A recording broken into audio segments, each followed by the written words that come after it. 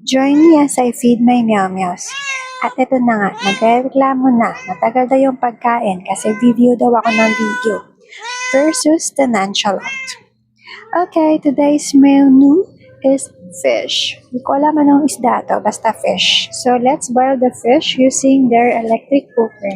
Yes, exclusively sa kanila na kasi sira na yung takip nito. Sana all. After maybe 10 minutes, add natin yung kalabasa. Luckily, may leftover chicken sila from yesterday, so add na rin natin yan. Simmer lang for 10 minutes or until lumambot ang kalabasa. Asa na ang pagkain ko? Kunyari ka lang eh, gusto mo lang mag-meow-meow. Okay na to. Then, tatarin lang everything using their exclusive chopping board, knife, and fork. Kasi ang weird naman kung share kami ng utensils, diba? Mag-add na rin tayo ng tubig kasi hindi sila mahilig uminom ng plain water. Haluin lang na mabuti and it's eating time! Unahin natin yung maingay. Then yung mainhin, ala Disney Princess.